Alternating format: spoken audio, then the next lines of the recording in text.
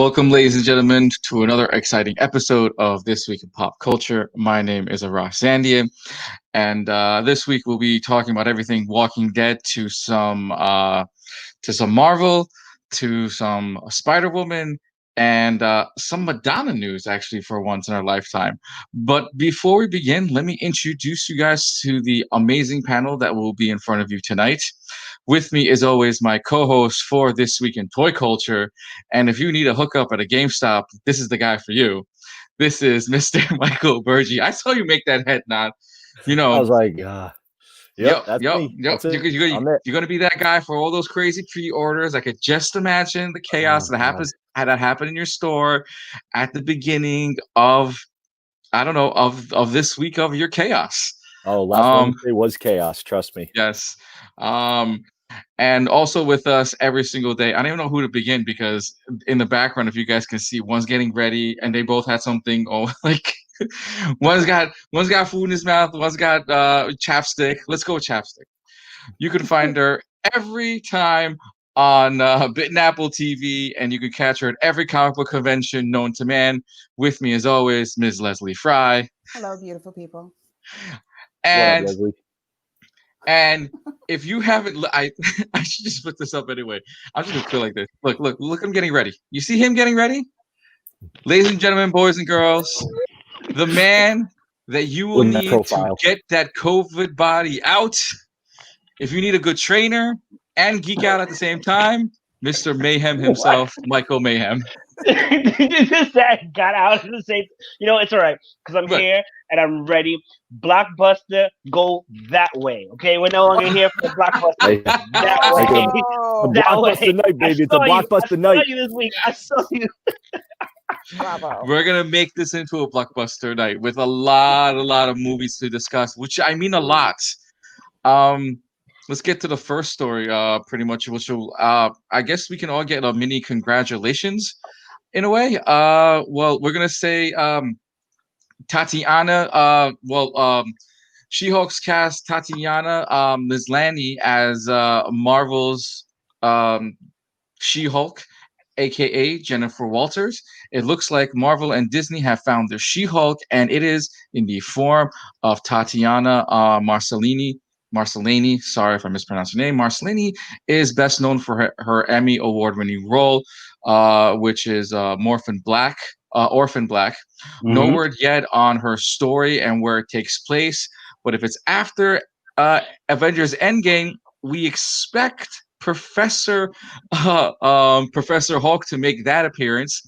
But with the series happening, I also wonder if Daredevil will make appearance in the series, and will we get to see Grey Hulk or Mr. Joe Fixit? Leslie, let's start with you. What do you think of the cast call, and where could you see this lovely storyline happening? Actually, I wasn't expecting anyone in particular to fill that role. I just hope that they find the best person to fill the role. Mm-hmm. I don't know very much about her work, but if Marvel feels that she's the one that's going to be able to pull that off, I'm can't wait to see it. I think what I really am looking to see is the storyline they're going to put here. Is it going to be? Is she going to be?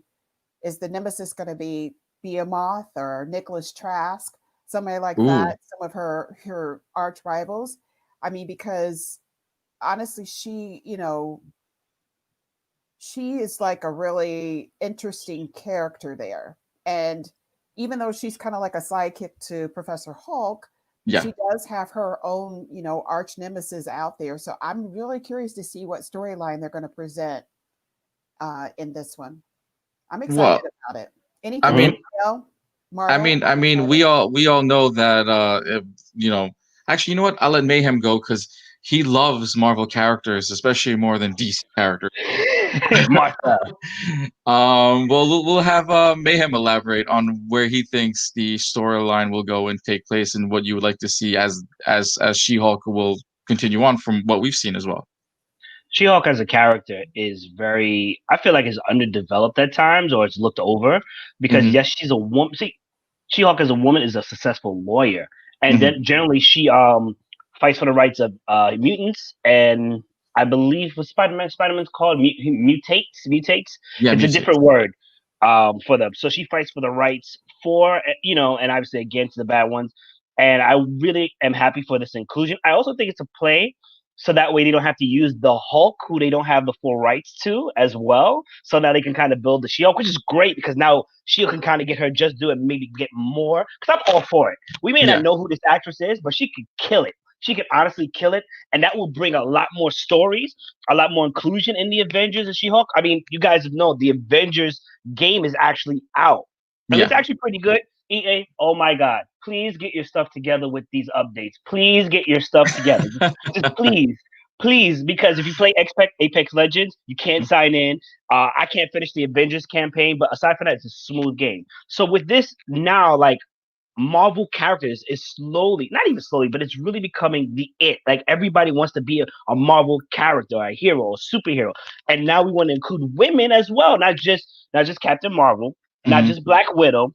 How about somebody who actually has a legal profession that's actually super smart and super strong? You know what I'm saying? So I think this will be dope.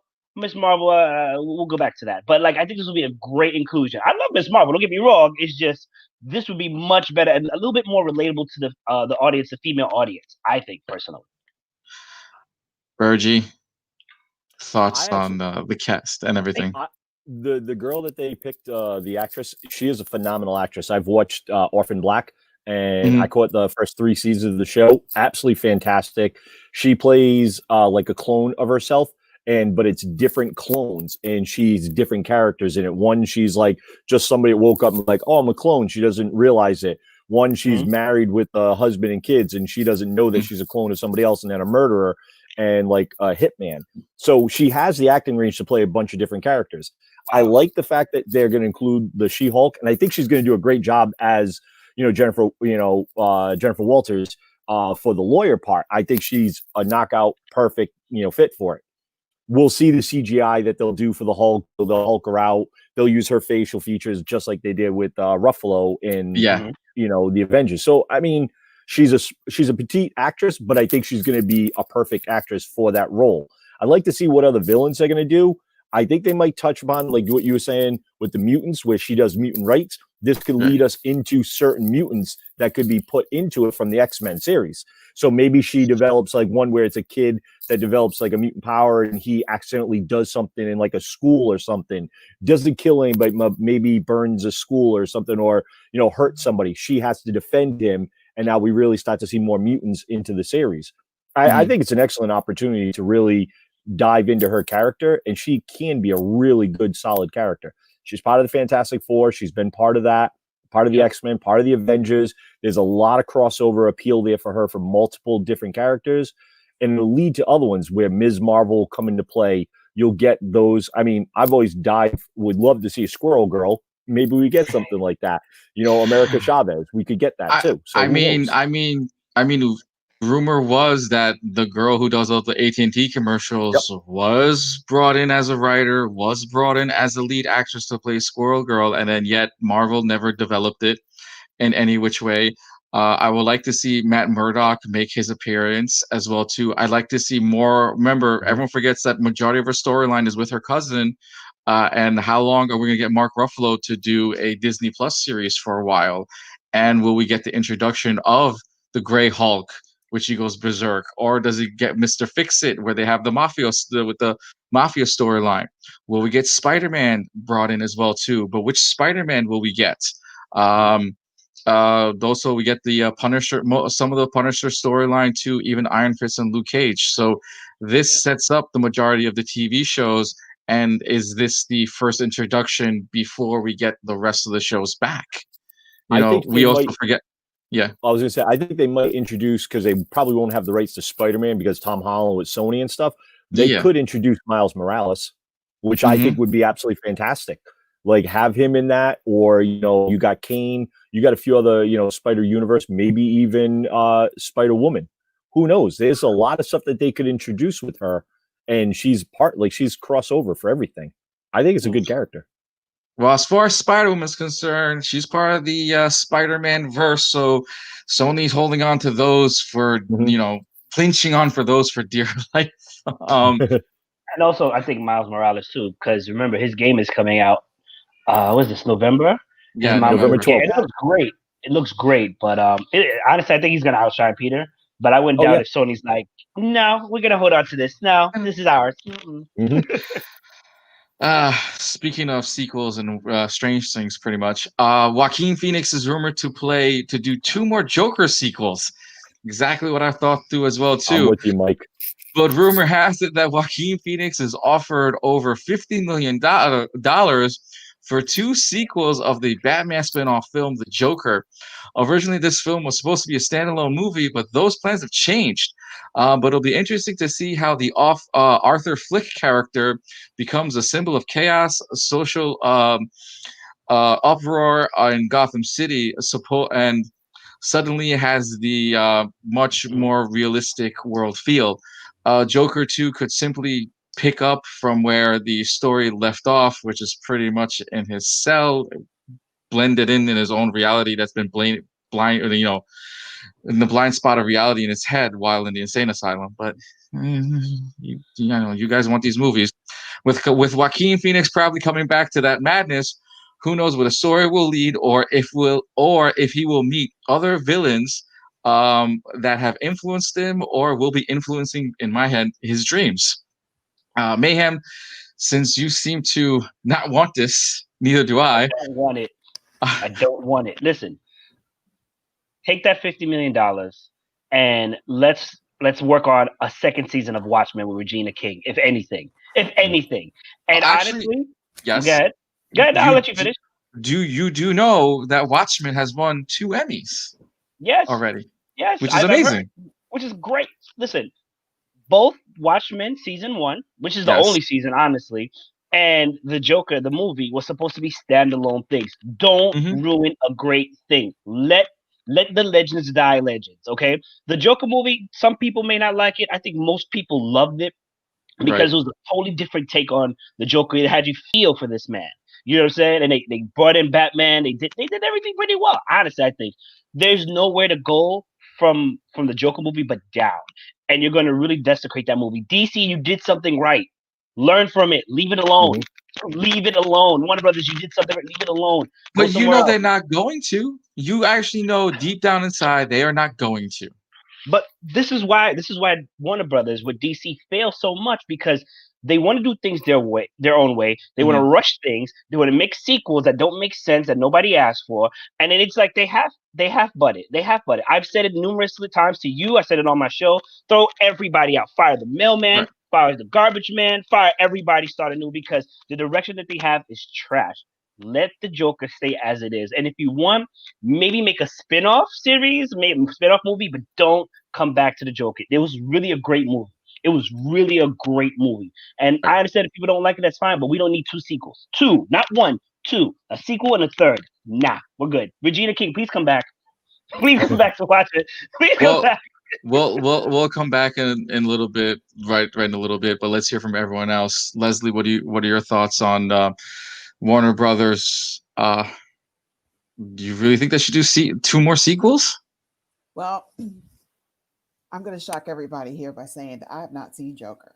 All right, fair enough. Michael Bergy. Wait. I do have a comment. All right. For me, and this is something that when I didn't get to see it when it was out in theaters. And I think when COVID hit, just everything that's going on in the world, it's going to take me a while to watch that because I know what the content is. And at this point, I just want to watch enjoyable stuff. So even though it's a great film, I just don't want to go down that dark road right now. Okay. But what I will say is, as what I have heard about it, I don't think it needs a sequel, and it doesn't definitely need a third. I don't even know where they're going to go with that storyline. It made its point the way that it was. It made its point. Right. The only way that I can see it becoming anything else is if it has an implied, because there is no Joker without Batman. Let's just say that. And if there is no implied Bruce Wayne, or that we know that he's being sought after by the Batman, any of that storyline not going in there, it's not interesting to me to see his decline. He's already declined. We know that he's crazy as heck. So why do we need to see more crazy? Why do we need to see more intensity? But I think it would be very interesting if we knew about the budding Batman that is after this character. Now, I don't know if they could bring that in there, and it doesn't seem to me, based on the article, that that's what's going to happen. So I would say it's a no for me.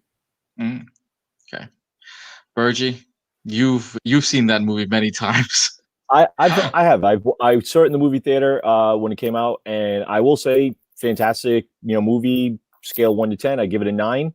Solid movie all day long. It was a fantastic movie for what it was. You did see it. They basically touched upon the decline. Personally, in my opinion, of humanity in a way. The way he was treated, the character, by his coworkers, friends, just strangers, everything like that. And you see what happens to someone who has mental issues. Right. Making a second and a third movie to put back into this universe, this is just Warner Brothers being greedy, straight up. You can't give us a good character development in something else, so now you want to take something that was a fantastic character development in the first movie, and you basically just want to grind it again. It's not going to do well. You touch upon it with Batman, where he was a minor, like he was a child, like less than 13. You meet the father. So you have that. So what is it now going to be? A prison break? And then we see Joe Cool. He kills Batman. Now Batman's a kid. And then I just think it'd be really bad. I can't see Joaquin Phoenix going back for it, because he's usually the type of guy that's like a one-off movie. That's it. He got his paycheck. He did well. He should have won like numerous. He did win the Academy Awards. He did win the Academy for it. So yeah. So it's like for him, and he's that type of character actor. I'd hate to see him do a second one like that, and then because he gets deep involved in it, into those characters. So I don't know. I think it'd be very poorly done if you're not bringing the Batman or other villains in, and then it's just going to be like, what are we doing? Arkham Asylum? Make that actually, that should be a TV series. You could do that if you do that, dude, as a TV series and bring up the Arkham characters. I would be cool with that, But to make another movie of this, I think it'd be very poorly done. I'm not down with it. I just don't see it. So you don't see, So you don't see the madness continuing where, this character, the Arthur character, who isn't really the Joker, but is the idea of the original Joker? Because people forget in the beginning of the movie, at the end of the movie, he's still at the insane asylum. He never left. Remember, people forget that when he walks to the neighbor doesn't know who he is. When he walks to the studio. Do we think this was all in his head the entire time? The whole entire time, the movie is based on his head. So wasn't there a Batman comic a couple of years ago, or maybe 10 years ago, where they did Batman, where he was in Arkham Asylum and he was having like nightmares of all of these individual like villains, but they were people in there. So it was like a doctor, a nurse, somebody gave him his food, his pill maker. So basically now we're doing storyline. That's the storyline. People forget that that's the Batman storyline, where that's not really the Joker, but it's the idea of the Joker is there. The Joker fed this person, or someone in the place is feeding him these stories. And my opinion, this could easily open Pandora's box of the Riddler being there, a Penguin being there, a Croc being there, all the villains that will be introduced on the storyline, where the Batman storyline is in someone's head. I think this is a poorly crafted story to continue. I think it's a great standalone story by itself, but to continue it, like going back to the comic that you talk about, in that comic, Bruce Wayne, if I'm not mistaken, the original Batman died, and then he was cloned. He was in the hospital, and there was like a protocol with Alfred to kind of keep him sane and keep him there. Then he found out what happened, and he broke out and all this other stuff. That's dope for the story that it is, but you can't apply it to this movie. This movie worked on, was it really in his head, or did this actually happen? How old was Bruce? You understand? Like all these things kind of come into play. We saw it. We saw the older Thomas Wayne and the much older. It was a much older Thomas Wayne and a much older Martha literally get shot, and you had look like a 7-year-old Bruce, and they're like, okay, so was that the Joker story? Is this the Bruce Wayne storyline? And Joker of that age, does it make sense? I'll say this. I think there are great writers here that could make 2 more movies out of this. Yes. Honestly, and make it all tie together, make it make sense. They're out there. I don't know who they are, but they're out there. Warner Brothers or DC is not going to find them if they were to do it, and it's going to be purely trash. Yeah, it's going to be purely trash. I think it can happen. I don't think we need to have it, but it can happen. They're not going to get the right people, and it's going to be trash. And it's going to be like, why do we do this for? But don't forget this: Martin Scorsese was originally cast to do the directing role of this. When he read the script, he couldn't do a superhero movie, and the director that they chose was by the hands of Martin Scorsese. Martin Scorsese didn't hate it. Didn't he hate comic book movies? He hated. But then he made it, right? And then he was like, "Oh, it's pretty good. Whatever, I did it my way," and he made money. So he's flip floppity. Get him out of here. Whatever. Don't get me wrong. He was great. Producer. At the end, he was producer. At the core of all of this is if you're going to find the writer. You can have a phenomenal director, but are you going to find a writer that's going to entertain the audience and make this storyline further itself? I agree with Mike. I don't think you're going to find somebody like that. Yeah, you can't make it work. For 2 more? Yes. Nah. Yeah. And not only that, give us a storyline that we haven't seen before, or twist another storyline. That's the other problem. Like, we're not going to get that. And if you are going to get some of those writers, why don't you go into the Warner Brothers comic book area where those writers are? Tim King and Tom King, and you have some of those writers that are writing Batman right now that are doing a phenomenal job. Get some of their input. Maybe talk to one of those guys. But they maybe create a new storyline that hasn't already been written, but like rehash. Remember, you just realized that this story was done for Batman, and this is now done for the Joker. Spoiler alert for everyone who hasn't read a comic book: this story was already done, and you guys, oh my god, greatest thing of all. No, now you're going to go back and read that Batman comic where he wakes up and he's dreamt of himself thinking that all these people exist, including the Joker. So literally, it's the madness in his own head, which is the madness we've seen out of the previous Joker movie. And as I see right now, all 3 of you agree that Warner Brothers should not continue with the Joker movie. This was good. Don't milk the cow that's already dry. And because if the second one stinks, we're not going to go for the third one. Why don't they do another character? If they're going to do another Arkham character, do another character. Do Riddler. I'll watch that. If it's as hardcore as this movie was, I'd watch that. I'd like to see the origin stories. There you go. Of those villains. Yeah. It's interesting because they don't really make future plans when it comes to movies, but they love milking them. It's like, we're going to make 3 movies now. But we didn't plan for this. Let's just milk the cow anyway. We got this. Yeah. We got it. We made a $60 million movie. We made close to $1 billion. Let's milk as much as we can, and we'll produce 2 more movies for no reason whatsoever, even if the storyline stinks. And we've seen it before too with the Batman series. Granted, Val Kilmer did a great job. George Clooney really buried it for us with that one. But they got that's the thing. The movie was out, they got their money, and they could walk away from it. They could walk away from a bad movie. I mean, Joaquin Phoenix could walk away from a bad movie because he's still a good actor. Yes, he is. So therefore, he could walk away with his 50 mil on this and not even look back. If they are gonna do it though, like, why not do like Leslie was saying? Let's give us some other origin stories of other characters. Maybe you do a Riddler, you do Hush. You could do that. You could do give us Penguin. Give us some other characters, and then maybe you almost make like a Avengers where it's all the villains and they're in Gotham and Arkham Asylum. It's like you're building towards like a main villain movie, and then we have the villains come together, and you have to have Batman who kind of gets introduced in one. You could do it, but you're gonna milk Joker. It's poor. It's poor. Yeah. Go ahead, Mayhem. We are definitely in the wrong profession. Yeah. I was just thinking, like, if we were to insert the rogues gallery into it, would they be as interesting by themselves without any Batman? Yes, I think they would be.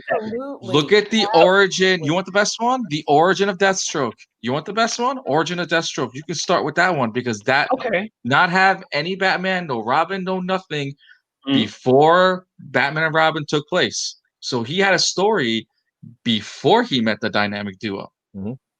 And think about it, if we're looking at Batman, we're saying if someone's interesting story and background, Joker, $1 billion, like for a movie. So people wouldn't mind seeing it if you make an interesting story in the background. Right. I think Riddler, Hush, you could do those guys. You've got Penguin. There's a lot that he could do. His rogue gallery is pretty damn, extensive. Yeah. And pick somebody that's even no one knows that much about, and maybe do something and make it a twist on. Oh, so you want a Kite Man or Condiment Man movie? Okay, No, that one too. No, I could easily see a Condiment Man movie because we have tons of street vendors in New York City and let alone Boston. So it'd be interesting to see Condiment Man running the streets, or if he's going to be a bad guy, whatever. He finds a mustard packet and he squirts it on the police and they slip and fall. Make a nice comedic. I can see a comedy tomorrow. We're joking about this, and that would be great. Warner Brothers is already in production on it. Don't worry. Right. But I'm sorry, but you can see if you can't laugh right now, like we're laughing, you see Condiment Man, he grabs a mustard packet and he's trying to roll around the police or whatever. If you can't laugh at him going to a hot dog stand and he pulls out like a relish out of nowhere and he's got his own hot dog. I mean, there's a comedy right there for a DC movie. Hey, we can, all four of us can sit there and write about Condiment Man or any other strange DC character right now. Guest appearance somewhere, right? Yes. Speaking of us directing and writing, Madonna is not only directing, but she's also writing her own biopic. The pipe icon Madonna is about to make history as a musician and will develop her own biopic movie that will be on Universal Studios Pictures. Madonna will write and direct her own biopic. No word yet on what the title of the film would be or who will be playing Madonna herself. As some of you already know, Madonna is no stranger to directing, aka Guy Ritchie. She directed her first film in 2008 called Filthy and Wisdom. Out of you guys, what story would you like to see Madonna revisit if she does her biopic story? Leslie, let's start with you.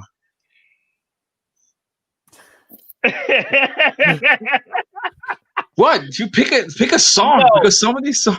Yo, you know what, Mayhem? Let's start with you then. You seem ready to go. No, I know. Give me my moment to laugh. Just give me because she's directed 3 films and they were all flops. I think her directing her own biopic is going to also be a flop. Mm-hmm. This woman has lived her life out there, out large and proud of it. We've seen a lot of her life. Yeah. In some of her like behind the scene films that she's done where she's been on tour and everything. Yeah. I don't know if I want to see her biopic. And I'm sorry to her fans and everything, but she will be 105 years old and still trying to keep herself relevant. So I just feel like,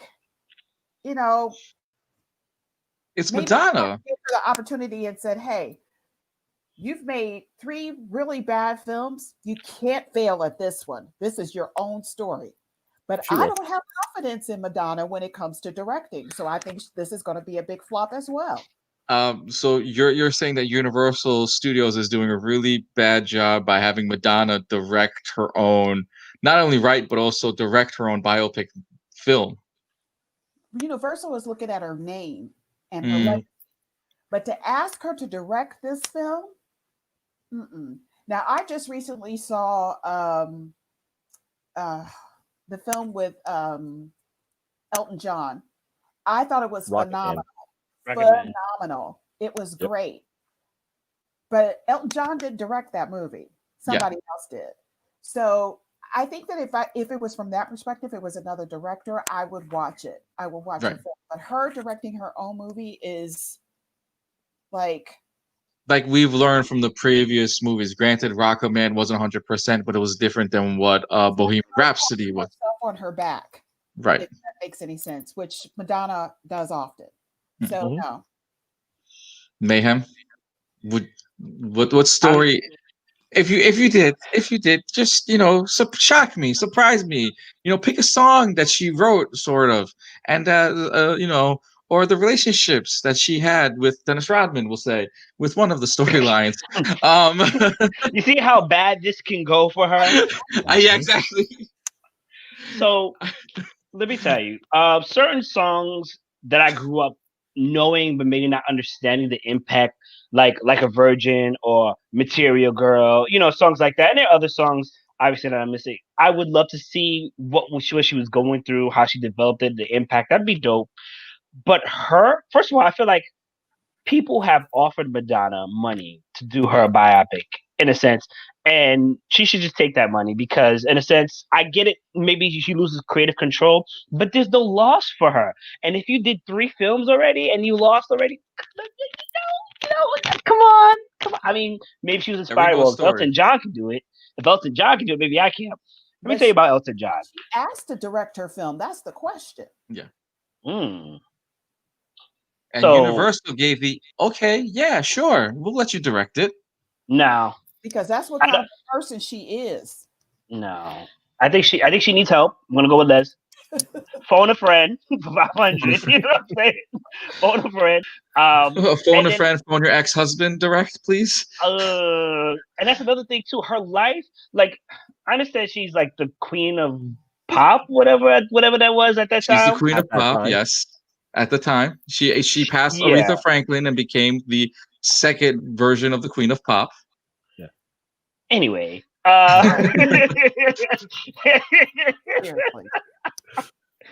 Madonna's life is not just sunshines and rainbows. There are a lot of cloudy skies. There's a lot of rain. It can get dark. So this biopic is going to be, it's like a WB special. You know what I'm saying? Are you sure it's a WB special? Because think about this. If Lifetime Bravo passed on this. Lifetime didn't want this. And what was the other one? Hallmark. When you're passing on 3 places that normally run biopic movies, and one of them being of the male non-straight persuasion, and you're going to Universal and they're giving you the, hey, yeah, we'll let you use Goof Off and you can wash my windows with it kind of vibe. I don't know why it just happened to be there as a prop, but because that content in that film is not appropriate for those channels. That's what I'm telling you. You're going to see how many people she went through to get to where she is. And you know what? To be fair, they wouldn't even allow certain things like that if it's all about your life, your artistry. You know what I'm saying? If it makes a good story, she probably doesn't want. She probably doesn't want everything that makes a good story for her story in there. Right. So they're just like, nah, I'm good. And then she's probably one of those people that's like, no, I want this, I want this, I want this. Like, fam, you're not a clean person. Like, you can't give us directions. Let us make it for you. I heard about you. Working with you is horrible. No thanks. All right. Well, while we're still waiting for Bergy's comment and everything for this one,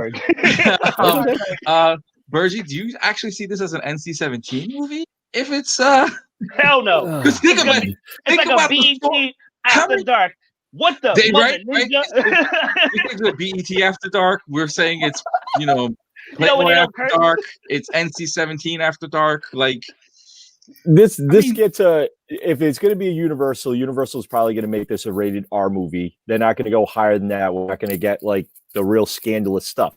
And you got to figure how many celebrities that she has had the history of with athletes, other musicians, other actors and actresses, because she had to be relevant one day, and let's stage a kiss with Britney Spears and somebody else earning an MTV Music Awards.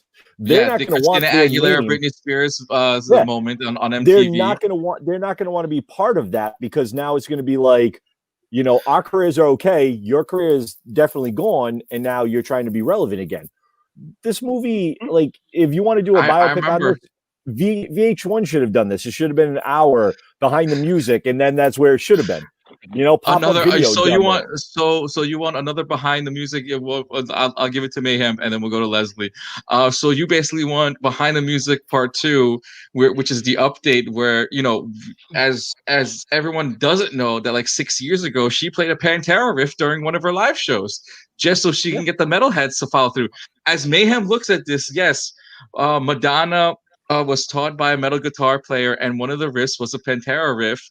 And she played it on her live stream 6 to 7 years ago. I brought this up even on my own radio show and played the riff that Madonna was playing. Mayhem, you had a comment. Yeah, exactly. Leslie's laughing. Like, she attempted this. I know Les is gonna kill my story out the way, so I'm gonna make y'all wait. I think a better documentary, a biopic, is we go through her general surgeon, her plastic surgeon, and she should be on that. She should be on those shows like Snapped or whatever it is, where they show you to go through the process of the surgery and everything. Yeah, whatever. So, And he's like, "This is what I did for my face 17 times ago." You know, like I think that would be a better. I think that would be a better story.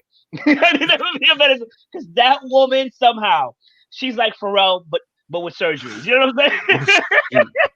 how old is Pharrell? Like 50, and he still looks like he's 22. Pharrell is centuries Oh old. my God. Yeah. Pharrell is centuries old. You leave that man alone. You leave that man alone. Age. Green tea, meditation, and peace. Bless. Leslie, you had plenty of. You know what? I'm not. I'm not going to speak. What you are speaking of this woman. I mean, she did accomplish what she accomplished, but there is nothing triumphant about her story. No. And I think that it's something that I don't want to see, because to see her rise to fame in the manner in which she did it, to me, is not interesting. Mm-hmm. And it's not, she's an entertainer. She's not, and a great dancer. She's not a singer. So these are things that, and I was a big Madonna fan in the 80s. I mean, I loved Madonna in the 80s, but after that, it just became, almost like a child wanting attention. And that's what I think that this is about. Mm-hmm. So at some point, you just got to say, hey, I'm old, and let me live my life in England with my kids, live it out in comfort. I've made my mark on the world, and let's just get over it. This movie is just, and how old is she? Come on, y'all. This ain't like 60, yeah. Like that. She's almost 60. She's got to be. Okay, so everyone knows Guy Ritchie with all of his shoot 'em up philosophy movies. And I'll ask one more time for every single one of you. Michael's like, wait, what do you mean? Okay. Would you see a Madonna biopic with a shoot 'em up kind of style? No, it's trash. What? With Guy Ritchie directing, giving some botched story of like some made up BS. I'm not gonna lie. I can see Guy Ritchie taking the Madonna storyline and turning it into a female-friendly shoot 'em up movie. It would be bad. Listen, no, he divorced her and he ran far away. This movie will never happen. He was smart. The worst part is she's partnering up with the director of League of Their Own. Like that person, that's who's collaborating. And he's like, I can't wait to collaborate with her. Why? Do you really want to ruin your career even worse? Because check. Yeah, that's it. He wants to check, and that's Universal. Like, you mean to tell me Universal couldn't cut check for a better movie or story or a better actor or actress? It could. No, come on. Like, this is. And if this gets put in the movie theater, it's gonna. This is not gonna hit the movie theater. This is a Netflix at best. ESPN 30 for 30. How did he say it? How did he say it? I can't wait to do a movie with her. Or did he say, I can't wait to do a movie with her? I think it's the first one. I think it's the first one. But the second one. But he later, when all the articles come out saying what a bad idea this was, going, why did I do this in the first place? Yep. Well, we're keeping the show much women friendly and everything else, because why? We're giving it all to the ladies today. Well, with one more story. Olivia Wilde has confirmed that she will be directing a Marvel movie. Olivia Wilde has sort of reconfirmed that she will be working with Sony Pictures and will be, well, she actually hasn't said it, but we're saying is the Spider-Man, a Spider-Man character. She quoted by saying, look, we are seeing this incredible influx of female directors and storytellers getting to take hold of this genre of superheroes in space, of the superhero space, and infuse it with our own perception. Not only do I get to tell a story as a director, but I get to develop this, and that was what got me interested in the first place. Wilde isn't just directing the Marvel Sony film. She's going to develop her own vision of this superhero, something she sees as important sign of change in the industry. Hopefully, when Spider-Woman becomes a success in the box office, I would like to see a female director direct a male character, and hopefully I will see that in my lifetime. But even though we have no idea where the Spider-Woman or Spider-Man storyline is going, are you guys excited that we get to see a female-fronted superhero coming to screens very soon? Leslie, let's start with you. You lost me at when she said she was envisioning her own character. Thank you. This. Thank Yes. you. There. She was envisioning her, she was her envisioning concept of it. Why would you do that with this character? This is the first female-fronted Marvel comic character you're bringing forth to your fans, and you have not said anything about source content. Right. I'm done. I mean, you just made me, you lost me right there. There is so much about this character that is so rich. Her involvement in the universe as a whole. And for you to go away from that, and I'm not saying that she is, but that just, she didn't say, her comment wasn't, I'm a huge fan of I'm a huge fan of this character. You're a huge fan of Spider. All of the comics on this character. I can't wait to develop some of the storylines, like her stint with the Avengers or the X-Men, or a Skrull or Sword, any of those things. She's not saying any of those things. Nope. I'm disheartened by that, because what you're doing is you're doing it for yourself, and you're not doing it for the many female fans out there who have been waiting for this moment, who are real true fans of this character, and you decide that you want to envision your own way of creating this character and not mention anything about source content. Mm-hmm. I don't know how well she is as a director, but the first thing that she has to learn is you have to please the fans. Give us what we want. Do your research. Find out about this character, because what you're envisioning about her is probably not as rich as who she is as in the Marvel universe. All right. Mayhem. So Lucy Liu directed, and I had to look it up. Lucy Liu directed Luke Cage's episode of Netflix, the first episode of season 2.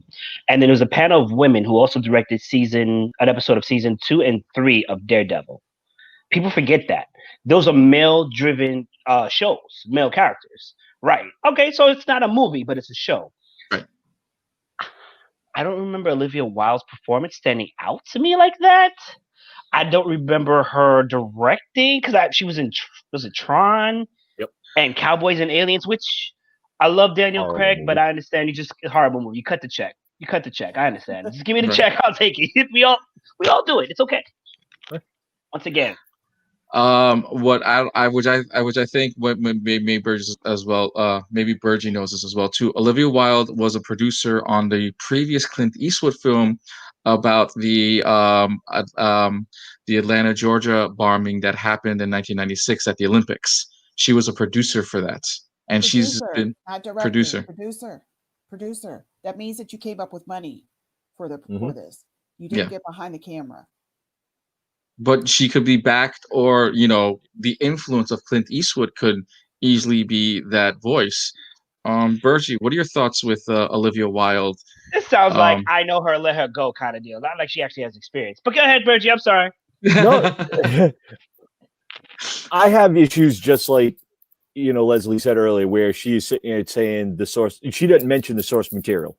You don't mention Spider-Woman at all. You want to develop, you want to do this whole thing. That means to me, you don't care about the fans. You don't care about the actual thing. You're happy that you just got attached to a Marvel, directing, because this is what's going to come with it. It's all about this. Yes, she's a decent actress. She's done Tron. She was in House. She was on the OC. Like, I followed her career over a few years and stuff. And she's dating the guy from Saturday Night Live. Married. Oh, they're married. Oh, my bad. Jason Sudeikis. Right, Jason Sudeikis. So, and I love that dude. That dude's hilarious. But to give her a franchise style movie that's going to be a summer, tent pole, that's a popcorn maker that you're hoping to make $1 billion, that's going to help. And if she's going to do that, and she's proud to be the first one to make another female movie. I'm sorry, Wonder Woman was a female-led movie. Great director, and Patty Jenkins.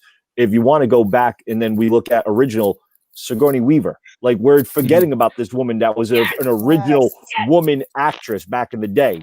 So, I hate that where we're going to go with that. It's like first female, led movie. And no, there's been plenty of them. They've done well.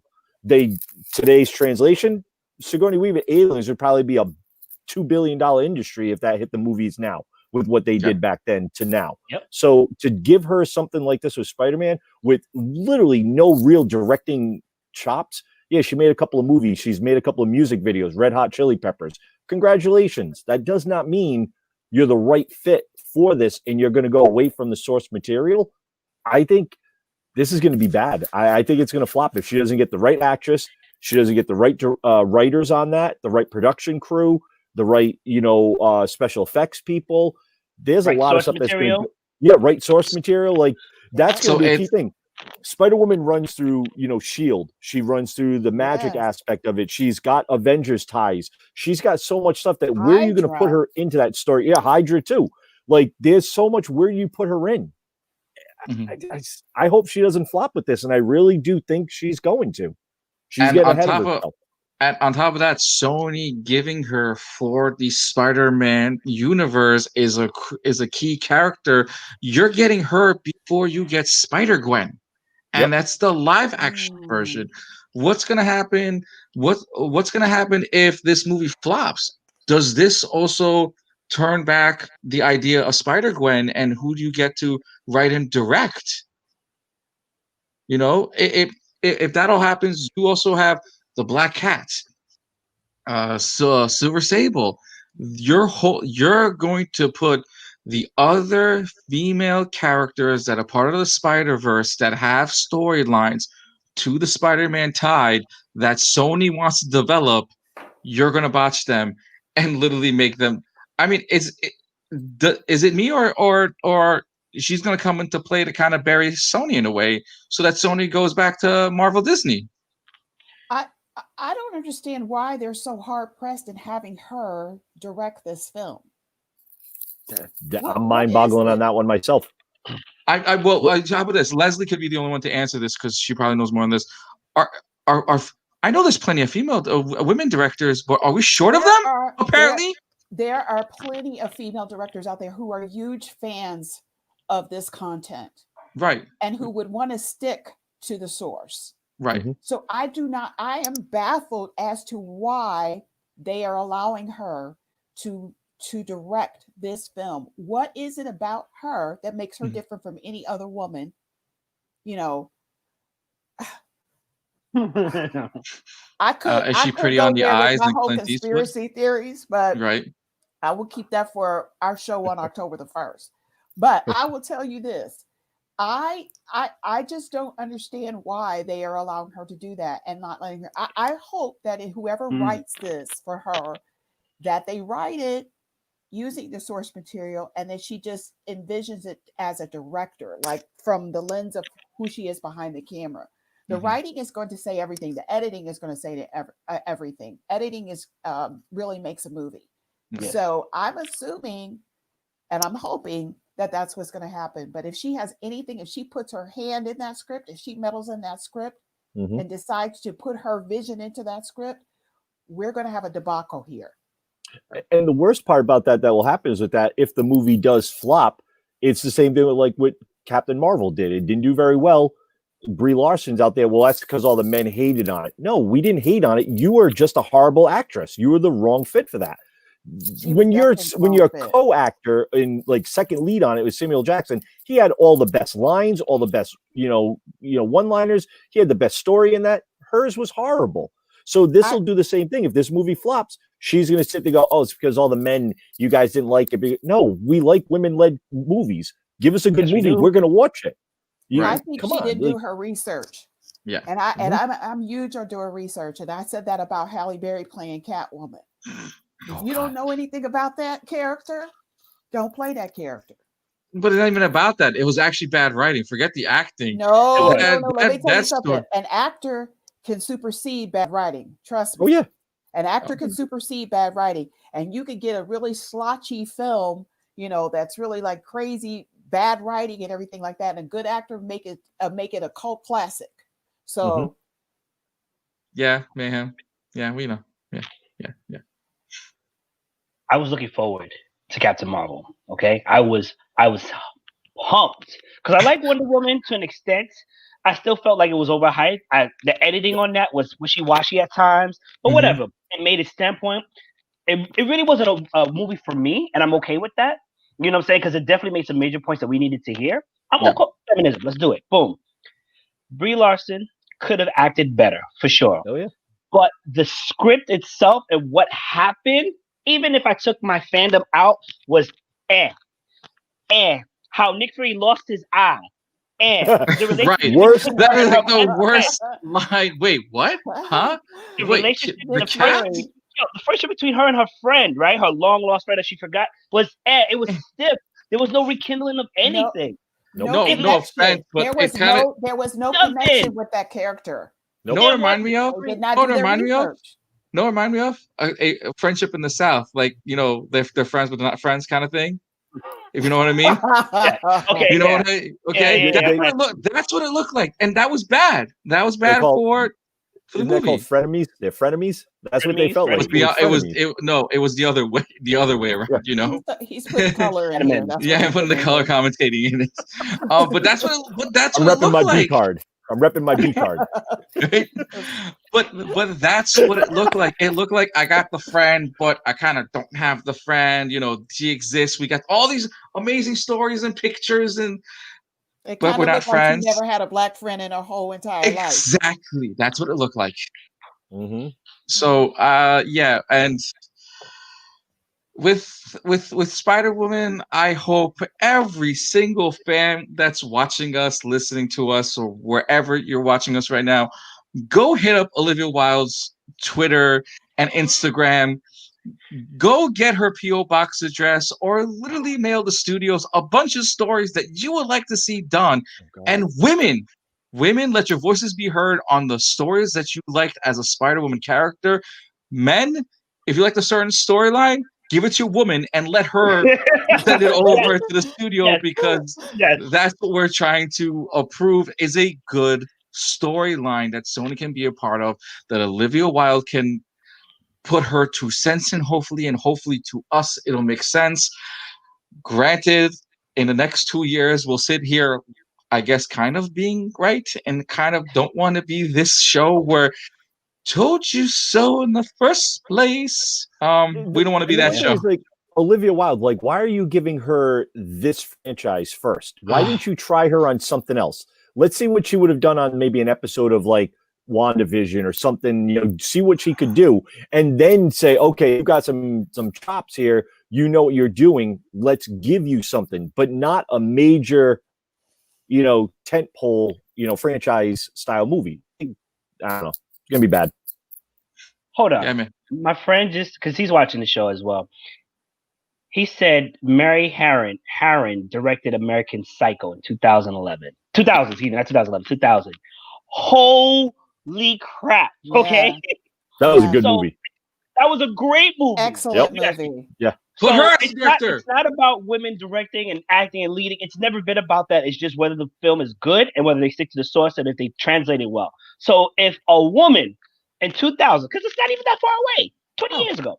And especially if you've seen that movie. And if you've seen that movie. Well, yes.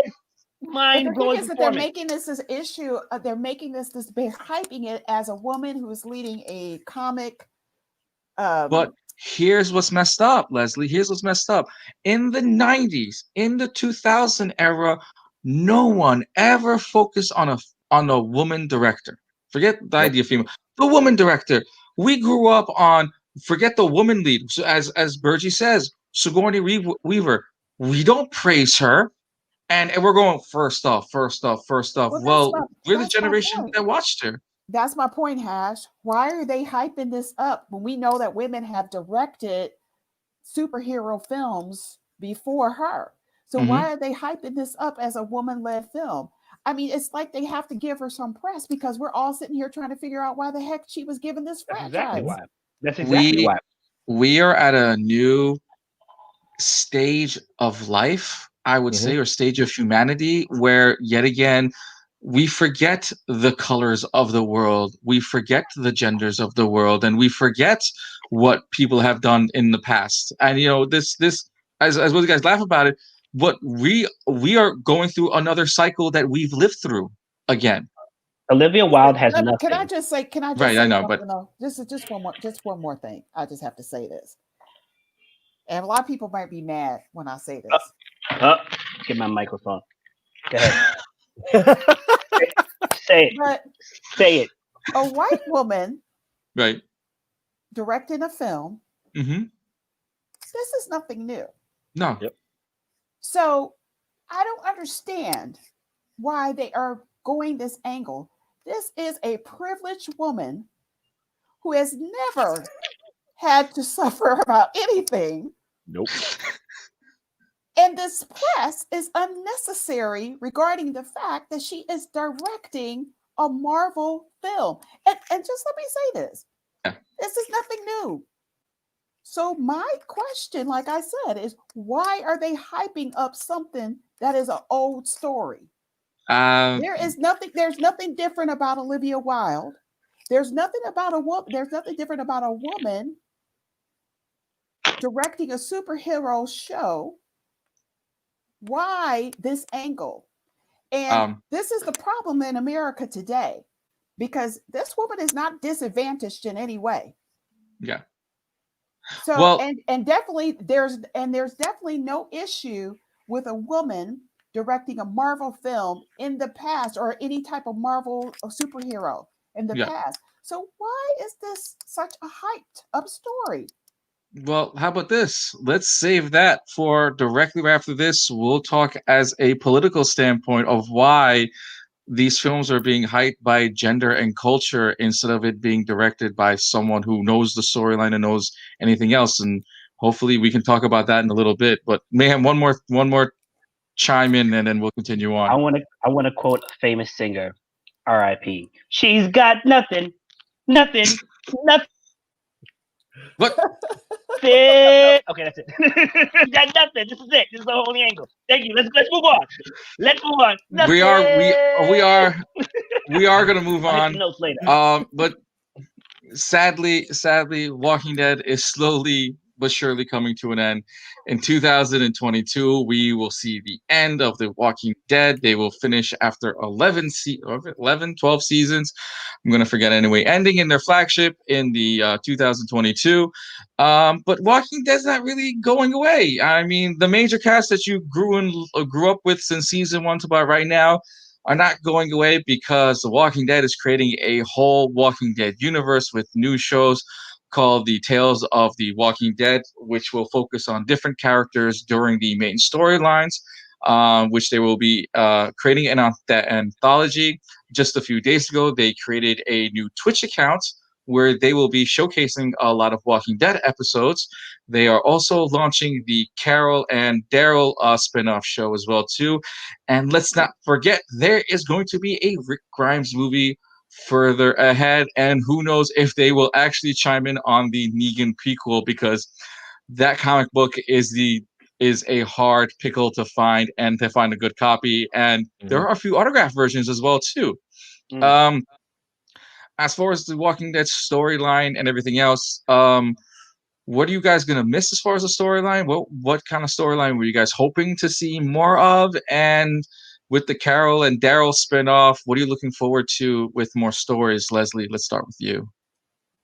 Let's face it. One of the wonderful things about that show is it is character driven. So I am going to miss those characters. You become completely involved and immersed in their lives, and you actually feel it when somebody, bites they the go dust.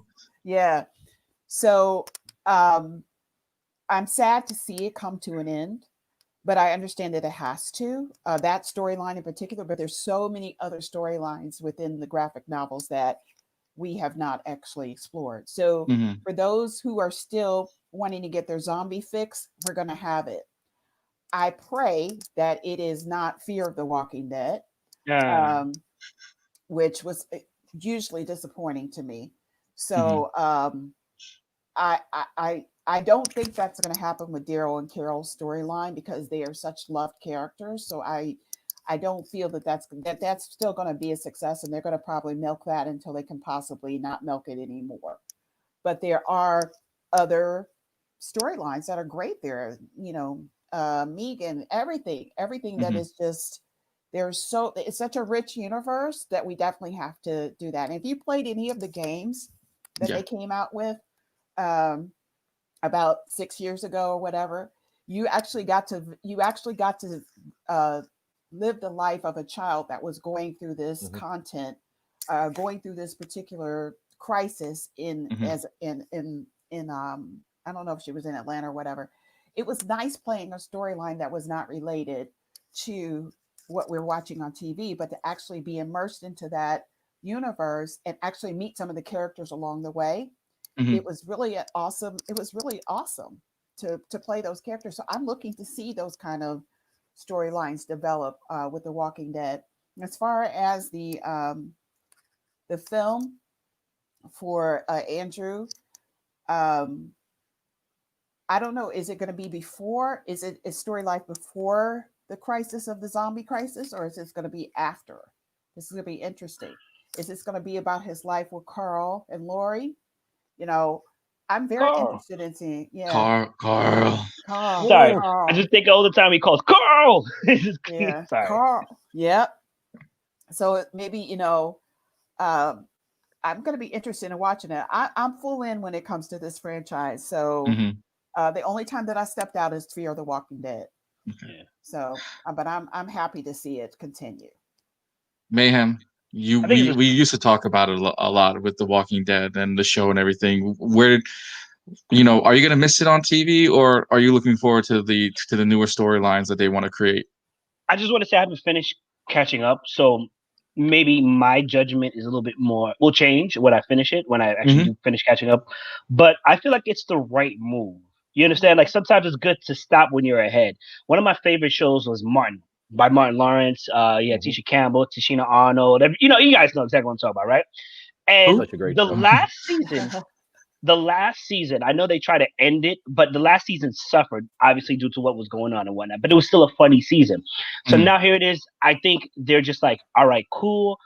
We could continue like another 10 years and really drag it out, or we can kind of cut it off now and then expand the other universes, other stories, which may be bigger. Because like Leslie said, it's character driven. So now we're going to get more characters and more dilemmas, which, when the first 2 episodes must be like, let me tell you what happened. Let me tell you, so it kind of gets you like, what?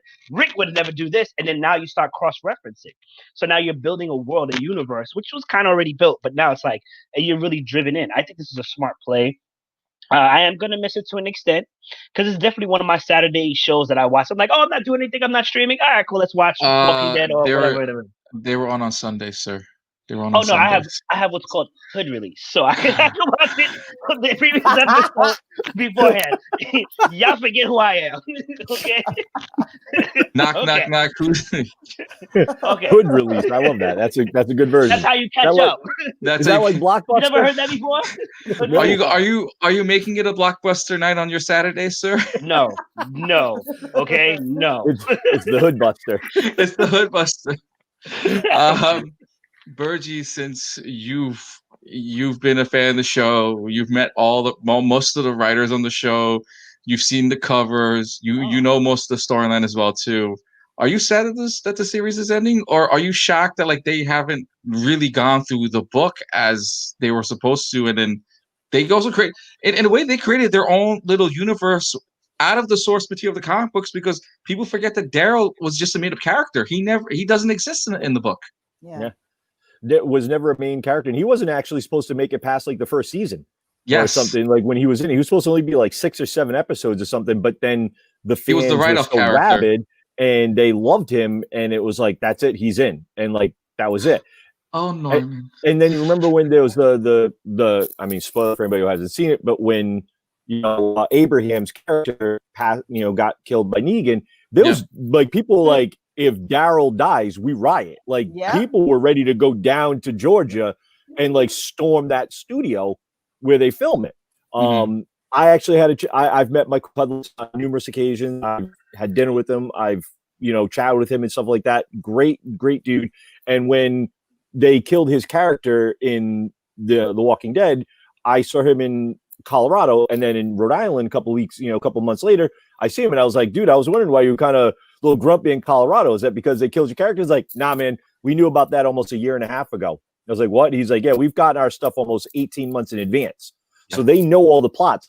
But while he was being killed off, they still had to send him down to the studio. He was in Georgia every day, still going there, filming a couple of days or sitting in a hotel and then going back home. So that's the way that we didn't know who was the one that was going to be killed. So it was like really interesting. I stopped watching, I think, like that next season because it felt like a chore. Like I got to the point where like great character driven, everything like that. But it got to the point where it was like, man, I got to catch up. I got to watch episodes. It got to be a little bit of a chore. I'd like to see what they could change with some new stories, new writing. Maybe I'll get back into it, watch it again, because I wouldn't mind seeing it because it's zombies. And it's a nice look into the life of how bad we will all be if the world ends. Like we see that now. We can't handle face mask. Like zombie apocalypse. Like for real. Like you know, this is like the people that don't want to wear masks are the ones that are gonna be the first one eaten by a zombie. I'm just saying, like we know this. I will tell you guys a quick like little story. In 2016, I went to Salt Lake City, and I believe Andrew Lincoln, the kid who played Carl, some of the cast members were at the Salt Lake City Comic Con, and a fan came to my table making a purchase, and she said, "Joke." I don't know if she was serious. I think she took it very serious. She goes, "I feel very bad for the cast of for the guys of Walking Dead." I said, "What do you mean?" People outside of Atlanta, Georgia, believe that there is a zombie pandemic happening in Atlanta, Georgia. This woman thought that there was an actual zombie apocalypse occurring in Atlanta, Georgia. And because she was from Utah, she did not want to travel outside of Utah, let alone get close enough to Atlanta. I am not making this up. If my previous business partner was here, we had to sit this woman down and tell her these are actors. The zombie apocalypse does not exist, but there are people in the world that think that Atlanta, Georgia. I've seen it all. No, because in New York, like a week ago, somebody was going around 42nd Street up and was like, the pigeons in New York are government satellite surveys. Right. And I was just like, can we work on math first? Like, I mean, will we even get on that? Because the people who won't wear masks are the same people who would hide a zombie bite from you. Like, you know what I'm saying? Like, or a vampire bite. Not only a zombie bite, but a vampire bite. God, they hide all of it.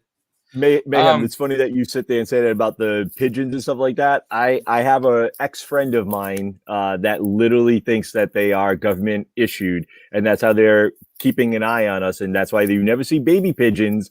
And trust me. So guys, you guys are all part of this panel. By the way, I own pigeons outside my house every day. I own pigeons on the roof of my building. I have a pigeon coop.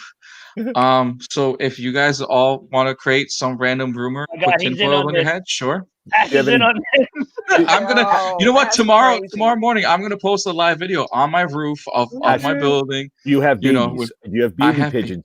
Just to prove them wrong. You conspiracy nuts. Just prove them wrong, because they're the same ones. Like Mayhem was saying, would hide a zombie bite. These are the same people that would not survive a zombie apocalypse. Like I'd like to think I have decent. You know, I've camped and my dad taught me a bunch of stuff. I probably wouldn't last very long. I just have that feeling. I just know it. I'm a klutz. I'd probably break my ankle. I'm done. Like, I know it. There's people here that can't wear a mask for 20 minutes in a store. They're the first ones going. Like, seriously. Let me tell you something. The collapse of humanity isn't the pandemic. It's the humanity that acts in the pandemic. That's why The Walking Dead is so great and other shows like it, because it's like, there are clearly zombies out there. Why are you going out there? I'll be fine. And then they get bitten. It's like, let me in. You know it's me. Yeah. No, you saw what happened, Sam. Mom, and then people make Dad, you love me. Please bring me in. Like, you got bitten. Nope. But staying on key of The Walking Dead with the series ending, I remember at one point there was the Me Too movement, and do you guys believe that the Me Too movement was the beginning of the storylines changing, the killing of Carl? Because if anyone remembers the storyline or the comic book, Judith isn't the remainder survivor who takes on his leadership. It's Carl who's dressed up as his dad with the beard, with the hat on. And because of the movement that happened many years ago, they changed a lot of the Walking Dead storyline. Do you feel like because of that movement, we've now seen the end of Walking Dead in a way? No. I think the movement itself just helped bring up a lot more issues that were at play, especially in Hollywood and just in real life. I think we talked about that to an extent offline, and I'll stay non-political out of this as well. But like, remember, they changed to be more involved, and they thought they made the best decision for their company. Let's just say, so they changed the story around to involve more female empowered characters and all this. So that's fine. We wanted that, but also too, like, remember what the Me Too movement is about. Yeah, Remember, exactly. we're totally going off on the deep end over this, and the Me Too movement has nothing to do with women having equal rights. There's nothing to do with that, or women not being visibly seen in characters. That's a whole different movement. Due to the Me Too movement was the reason why Carl was written off of the following season, and so he was sexually harassed. No, they wrote him off and made Judith as the end character lead. I'm joking. I'm joking. I mean, there is a storyline with him and a comic book convention. That's another story, but not like that. But I was happy when they finally killed him off on the show. Like, personally, I know Carl is supposed to be in the comic book, but in the TV show, I hated the little bugger. Like, he drove me nuts.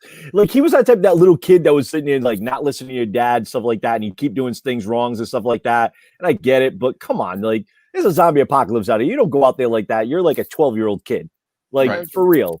Like, your dad's trying to keep you alive and keep you safe, and you don't listen. Like, I was happy. Virgie, you know what that is? That's a good actor, because he made you mad. Oh yeah, he pissed me off. He's a good actor. Yeah. Hold on, right. I want to say one thing. The guy who played Joffrey in Game of Thrones, even though he made me mad, he's not a good actor, because he even hated that role. So I hate him and I hate the role. Sorry. I don't hate him personally. But he evoked an emotion out of you. He evoked, a good actor. You know what? I'm going to say no to both of you and say that was the script. Okay? It was a great script. Hey, as an actor, I am telling you.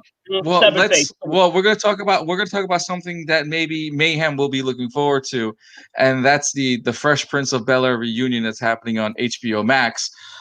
This November, HBO Max will air the 30th anniversary reunion show of the Fresh Prince of Bel-Air. This will be an unscripted look back of the old days. Sadly, as we all know, the voice of the 80s into 90s Teenage Mutant Ninja Turtle cartoon, the Shredder, Mr. Avery James, who played Uncle Phil, passed away many years ago, will be missed very badly. This special will include the rest of the cast, which includes the first Aunt Viv, Janet Hubert.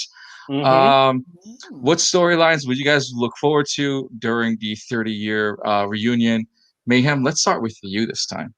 So the fact that they can get Miss Hubert and Will Smith in a room together, and I want to see how far security was from them, because Miss Hubert was just, let me tell you something about these people. You know, how much money they pay her? How much money they pay her to be in the room? Because that's how it had to be. It had to be some money. It had to be some good money, and a promise that she would come back in some way. Yeah. Mm-hmm. I don't think, and she's a great actress as far as I remember. I don't think she's pressed for money. You know what I'm saying? So I don't think she needs to cut the check like that. So it for her, I think she's kind of like myself, as a principal thing for whatever happened. There's a Benny Just it's a principal thing. So maybe she kind of gets to clear that up. Hopefully they get to move past that. But that said, I want to see if they're going to sit down. If they're gonna do like an actual episode, I want to see how they're going to go over, Uncle Phil, because like see how the cast has moved on from Uncle Phil, and if they're just gonna talk about it, maybe they could talk about Uncle Phil, because Uncle Phil was great. I mean, this man, I listened to Will Smith talk about this man, and it's just like, so that would be great to kind of like go back and revisit if they're doing an actual new episode. Obviously they shouldn't do a season, maybe like a couple episodes, maybe like no, this is just a one-off special with all of them in the room telling old stories. That's basically what it is. Even better. But if they were going to do an episode, which out of all the previous episodes that you've seen before, what story would you like them to rehash and talk about? Because there was a lot, but what was one of those stories that caught your attention that you'd like them to like really talk about? I would love for them. I see, like I said, I was a Martin guy. I like Fresh Prince, blah blah blah, whatever. When I believe when Will and Carlton were pulled over and were sent to jail, and they didn't call, and then Uncle Phil had to like come in Bail and him set out. everybody straight. Yeah, I would love for them to bring that out because that definitely relates to what's going on in the world currently today in numerous ways. And I think that would be a great, like, I don't know, for me, that would be a great topic for them to talk about and how it related to them, some experience that they've had before that episode and afterwards, and make it relate to us. I think that would be great right there. Leslie? Oh my gosh, there's so many episodes, but the one Yeah. that actually came to my mind 1st Mhm. was when Will and Carlton were going to the private school and they realized that they really weren't accepted Right. in the private school because they were, I think that that's a real life situation right there, and I really want to see that particular episode. I want to see them discuss that episode because that actually applies to what we are going through right now here in America about being marginalized and disenfranchised people, yet we're not recognized yet, even by our money and by our means or our character or the fact that we have our capabilities. We're still seen as Black no matter what. Bergy, since you are a huge fan of the Fresh Prince of Bel-Air, and you've had a few of those guests at your show. Actually, we've never had one. We were supposed to. No, we were supposed a couple of years ago. We were supposed to have Tatiana Ali and the girl played Hillary.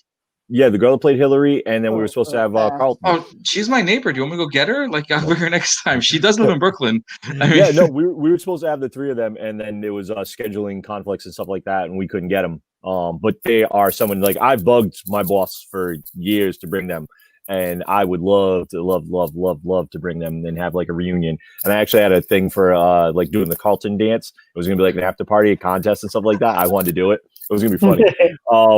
But I mean, the episodes you guys have talked about are definitely ones I think they will key on. They might talk about it. I think they might keep it a little more lighthearted and try to do some stuff. Then I don't think they're going to dive too much into the depth of it, but I think they will.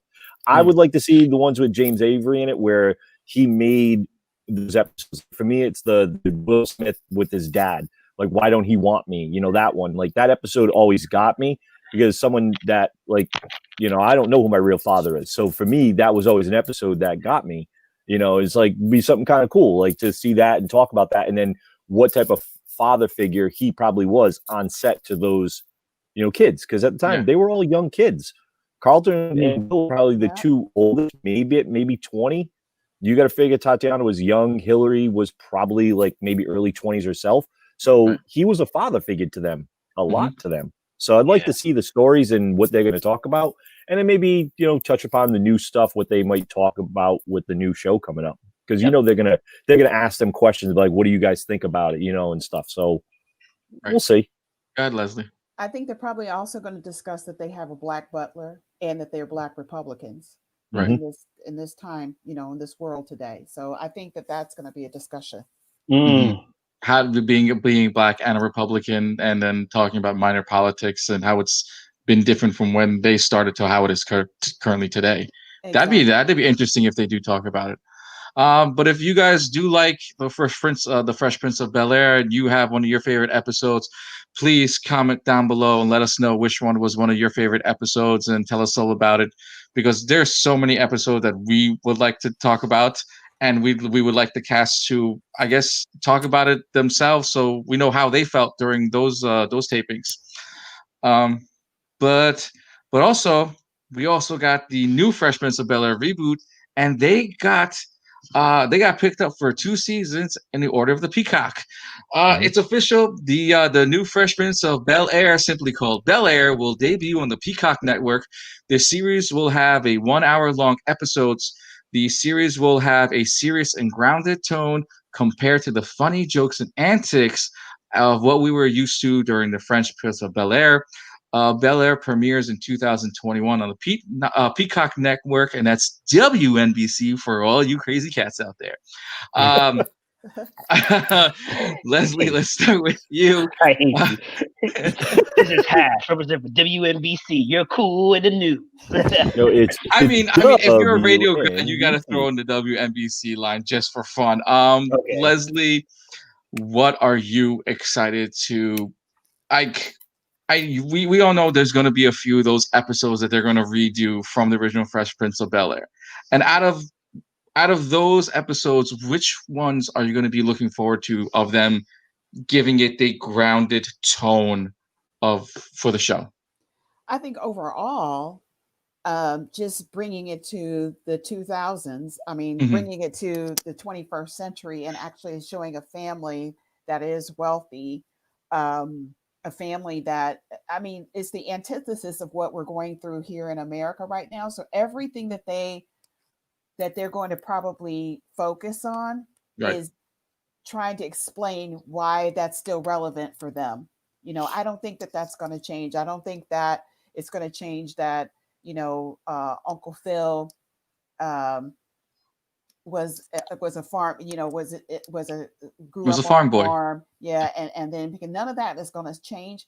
But I think that it's going to have more of an impact now when they do this storyline, because those are things that we didn't get to really witness and experience. We only were able to experience that and witness it in a half an hour.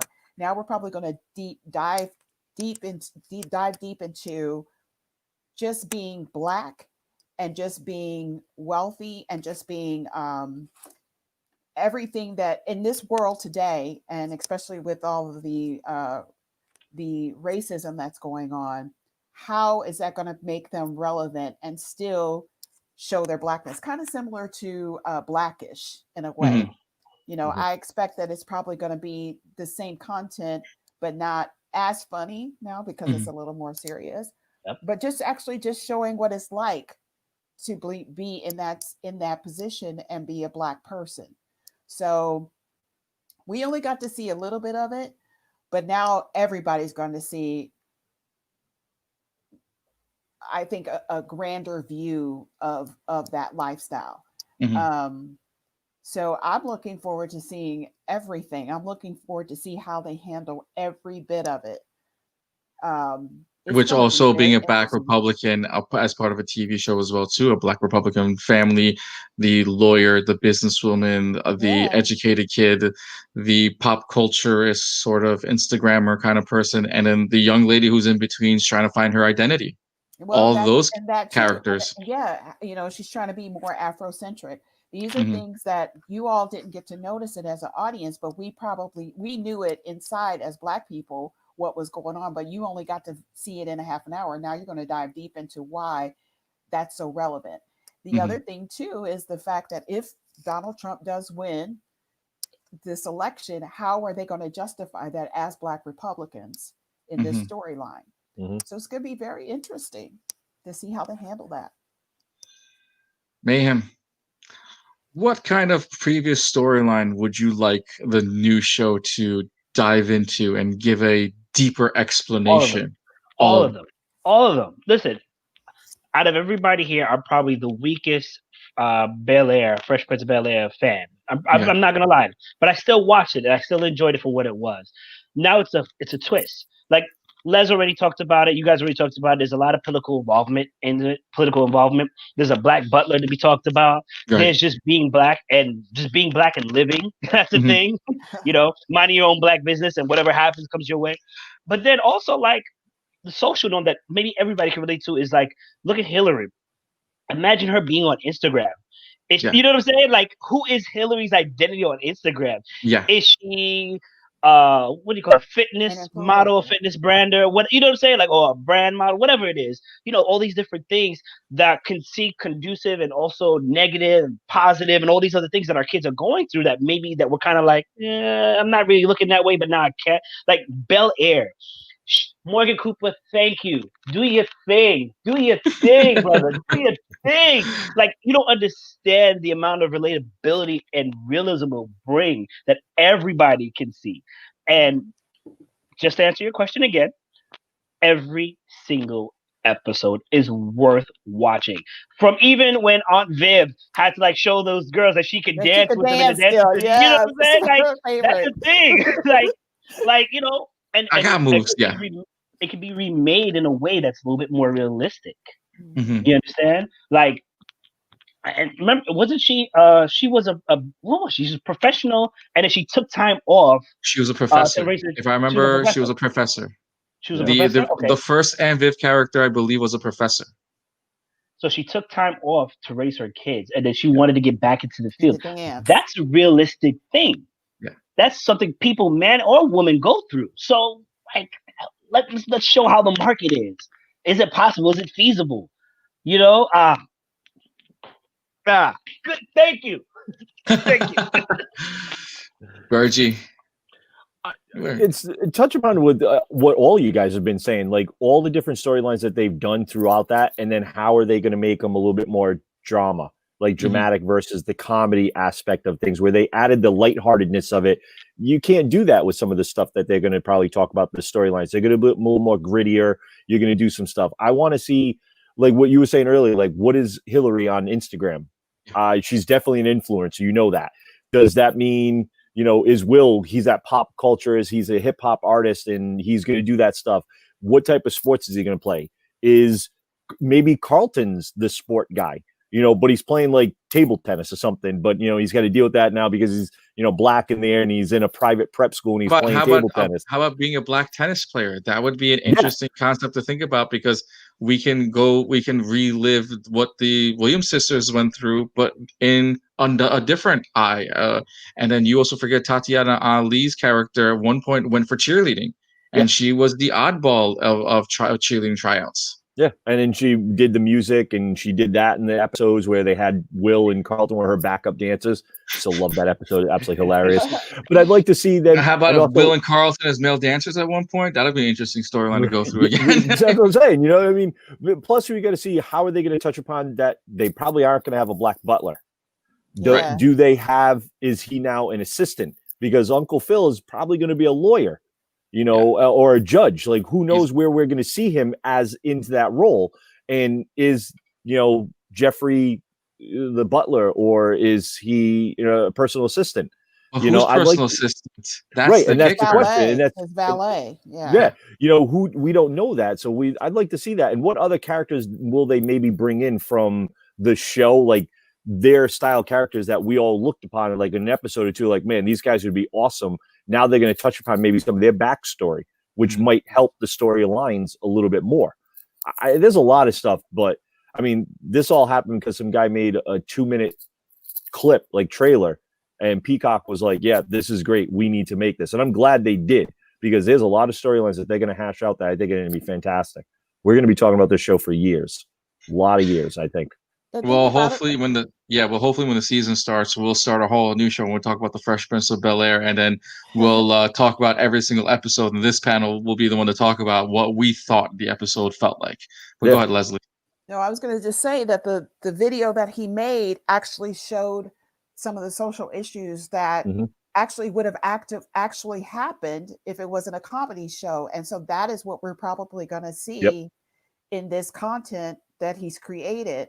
It's going to be exciting because there's a lot of I'm telling you, there's a lot of social issues that are going to be addressed in this that we definitely need to see in this day and age. Right. I'm going to say this, for the director and for the writers, you got our attention from that trailer. Peacock's got you on their schedule for 2 seasons.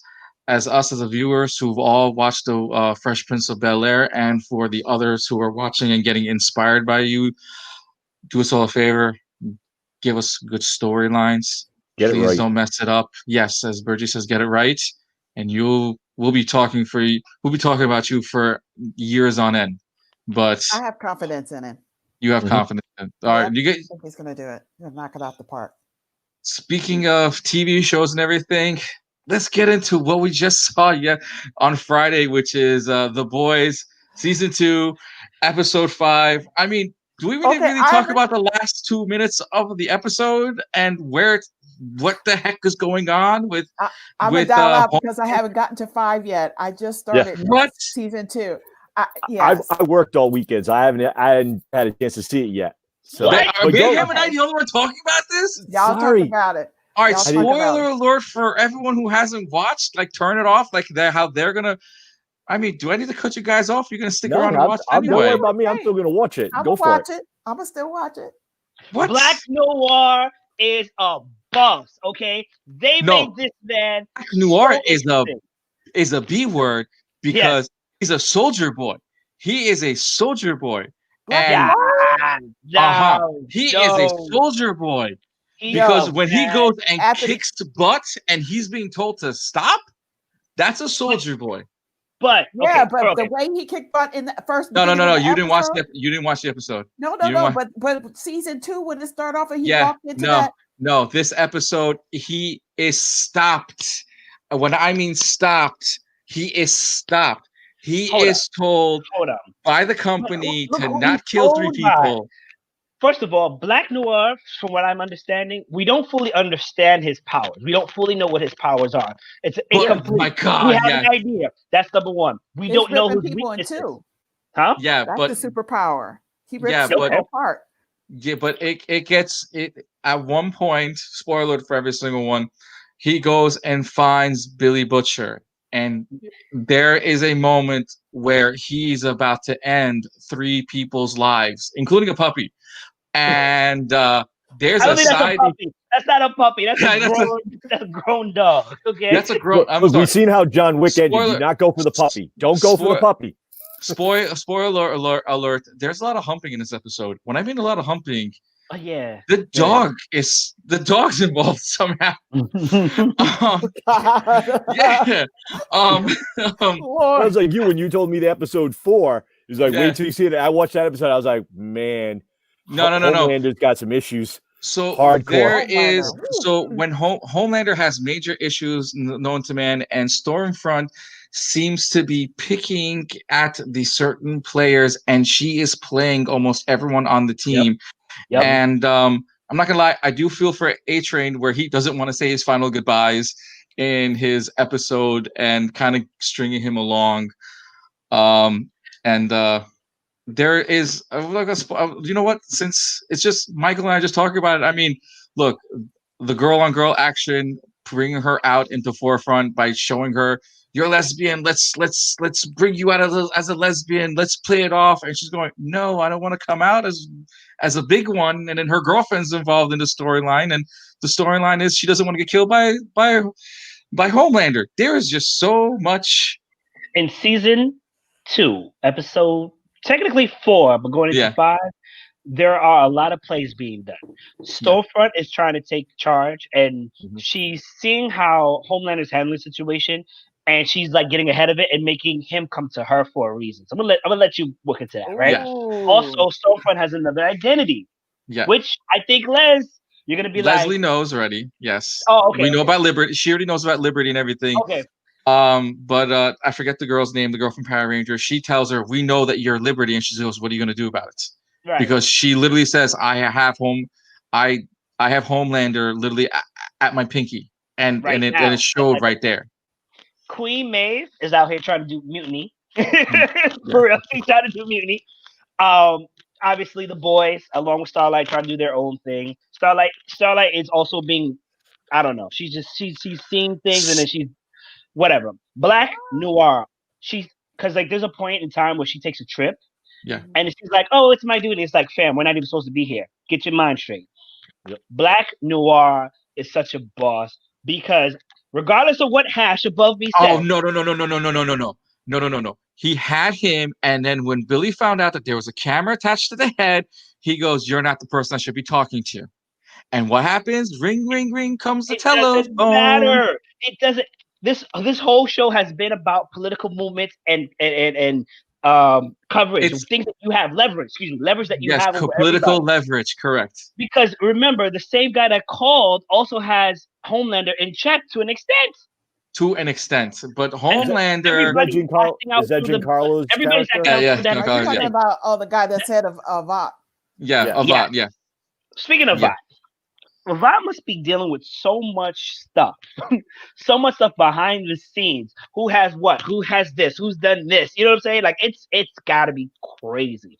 Both Homelander going to the political rally after he had killed not only the person with the superpower, but also killed an innocent person.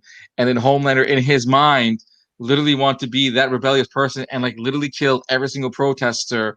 And because he had that mental thought in his brain, literally goes to Stormfront to figure out why he has that political, how he has that killer instinct mentality of he wants to wipe out everyone, and he literally could sit there and wipe out the whole world if he wanted But to. he doesn't know how to deal with his anger. He's like Black Adam. Yeah, he went to Stormfront because he realized he no longer has control, and he's losing in touch with the times. Stormfront knows how to get people riled up, knows how to get Stormfront, who seems to be almost 100 years old. Yes, that's also another thing. But then remember, it's like she has a healing factor of sorts. Yes. You have to spoiler alert Wow. onto Man. There is a hot scene between Homelander and Stormfront, and at one point she goes, "Do it, you want to try to kill me," and Homelander actually hits her with her beams, and she's almost like unaffected, almost like Black Noir. She's charred a bit, but not completely charged. So it'll be interesting to see what her actual powers are, because she has a healing ability to withstand Homelander. This show does a great job of hiding superhero powers, but also subliminally telling you about him. Like the fact that Homelander was able to hear Billy Butcher's wife, whose name I forgot, talk to like the people outside her gate, and he's like, "Yeah, I heard it," and I was like miles away. Or he could tell that A-Train's heart is giving out. Excuse me, A-Train's heart is giving out because he can hear it and see it. Like forget that he has super hearing, and then you're like, "How good is it?" But then when he's outside the trailer, he pretend to be he didn't hear it. What was that about? Remember when? Yeah. Well, he does have selective hearing, because if you think about it, in the first season, when the lady that was the manager of Vought lied to him, he kept that to himself for a minute before he decided to actually confront her with it. Right. And we know what happened to her. There is a scene. He keeps information, and then he applies it at the right time. Yeah, there is a scene. There is a scene where Homefront literally acts like he didn't hear something that he was supposed to hear, and you're kind of wondering, why is he still with Stormfront when he knows Stormfront will probably like ruin the team? This is all a show of like Game of Thrones. Everybody's trying to get leverage on everybody. There's plays upon plays and audibles, all like episode 5, season 2 was just had me like, oh, okay, I'm glad I binge watched this. I'm glad I waited 2 whole weekends. Wait. So you don't want to see the last the last 3 minutes of that episode? You're going, what the heck did I just see? Like, really? I sat down yesterday and I watched 4 and 5 back to back. I watched it right now, just so I was ready for today to really talk about it. When one of my friends goes, dude, you have to watch the last 3 minutes. No, you have to watch the last 3 minutes. I'm like, oh my God, why? And meanwhile, I'm thinking like she's like this woman activist, women empowerment and everything. And, I kill everyone who's darker skinned than me kind of mentality. Yep. And this is what I see. So is this a leverage? They confirmed. I'm gonna say they confirmed that she's a racist. Yeah. Because look at the way that she talked to A-Train. Yeah. Just watch, because they show who she is, and then she has a conversation with A-Train, and when he leaves her, it's like the face. Oh yeah, she's a racist. She's a hardcore racist. Also, forget all that. What about the church? Was the church coalition? Whatever. What? What are they doing? What are they doing? They're making fun of the current churches that are here in the U.S. of how crazy and nutty that they are with the no offense to anyone who's religious or whatever, but they kind of make fun of the born agains a little bit. So I kind of feel bad. Not all born agains are like that. Just some of them. But this is like the ones that drink the Kool-Aid way too hard and add the extra sugar powder and really got like Well, that extra bitter taste. so I that's believe that's the called church a is up. cult. That's called a cult. That ain't called a cult. That's called a Fair cult. enough. I think this church may be a cult. I think this church may be a mastermind for something else. Mm-hmm. Mark my words. Maybe not this season, but next season, something's up. And Vought, once again, has so much stuff that they're dealing with. It's crazy. You I'm guys gonna would Do you think the church? Do you think the church is part of Vought, or are they a no, separate thing? no. no. I think they're a Because separate thing. the deep is part of it now, and they're trying to do that to get him back in the Vought. So, do you think they're trying to mastermind something themselves? I think so. I think that's plausible. I think that by trying to get the deep into the seven again, they would have somebody weak that Yep. they can use against Vault, and then find leverage against Vault as well, and maybe put some more of their supers into Vault Yep. as well, and Yep. have control. But at the moment, it's It plausible. looks too I'll say separate. it's plausible. To me, it It's looks separate. It looks like a completely separate entity where the church is trying to be the seven, to be. This is also, yet again, we're talking about politics. This shows all about politics. How many times have we seen religion try to be the forefront of politics and be the forefront of any political issue? Yeah. So we see that version as well too, where we've seen many churches and other religions try and time again, where they will mess up by putting this political figure in front. And what they do is they'll use the rejects, and hopefully with the rejects, they'll find someone who's of power, who's of influence to be on top.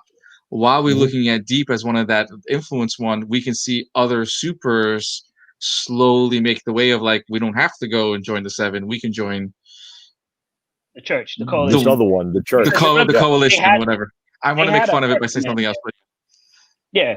No, I get it. Bergy, if the church is part of Vault, then somebody has turned and is no longer listening to Vault. But I believe they're separate, and Yeah. they want to get into Vault and then take over. Right. Everybody's trying to get power. Well, let's just talk about the deep where that his whale friend got harpooned. I'm sorry, man. Like what the?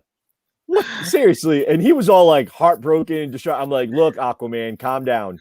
Your little I love how seahorse got hit. Huey's Like, just come on. in there, just Yeah, So like, you just tragic. been like, It's I'm done. really tragic.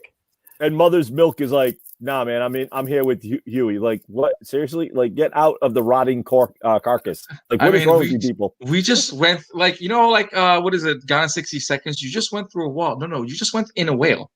Yeah, You just went in a whale. Huey's like, that's it. I'm done. I'm done. I'm ready for Homelander. I'm just gonna chill here. Like, whatever. I'm done. Oh, But it'll be too interesting to see how they pick up. I mean, from what anyone has saw, especially the last 3 minutes of where Homelander's head is at, what Storefront is doing, how. Can I interrupt you for 1 second? Yeah. There is a scene. There's a bunch of scenes. There's a segment of this show where his previous handler makes a comeback. That's all I'm going to say. And what you realize, tonight. Madeline, I believe the girl who was in charge of him before she died, Billy Butcher killed her. Yeah. Madeline was her name? Madeline? What? Yeah. Okay. Yeah, the handler, the previous handler, she comes back. That's all I'm going to say. Watch that was on that previous part. episode, but that already came and went. We talked. Listen, watch it. It's important. It's important. Trust me, watch it. It's important to the psyche of Homelander. So you have to watch episode 4 to understand what's happening in episode 5. Cool. Oh, please. It gets worse. If you read the book, it gets worse. You know, and if you really think about it, if everyone watched episode 4 and everything, which they will watch as well too, if Homeland could clone himself and play with himself, he'd do it. Think about it. That episode. Stop it. Let him watch it. Let him watch it. Let him watch it. Anyway, since Mayhem really wants us to end right now, you can catch us here every single Sunday on Facebook, on Twitch, and on YouTube. Just go and look up Evo Comics or Evolution Comics Inc. If you also like what's going on and want to be a part of the conversation, like, love, and share us in all your Facebook groups and YouTube groups and everything else. To the bottom window. I know. I'm trying to like go for that. This sweat is going off something. I don't know. Yep. There was the train. It left the station. It left the station. Sadly, Sammy could not be with us today. If anyone watches everything, as we have the whole entire group, this was also Sammy's birthday weekend, so we're gonna do this right now. We're gonna sing Sammy happy birthday. Guys, ready? 3, 2, 1. Even the same as I'm watching. Happy birthday to you. Happy I'm done with that. I'm birthday done. to you. It's going somewhere. Happy birthday, Dear Sammy. Sam. Happy birthday to you. Happy birthday to you. Thank you. Happy birthday to you. Thank you for everyone to letting us butcher you on today of the Emmys. And if you watched us, thank you for watching us over the Emmys. That was Leslie. That was Mayhem. This is Bergy. My name's Arash. Follow us on the bottom of our screens for all of our Instagrams. We will see you all next week for This Week in Pop Culture. Thank you guys and have a good night.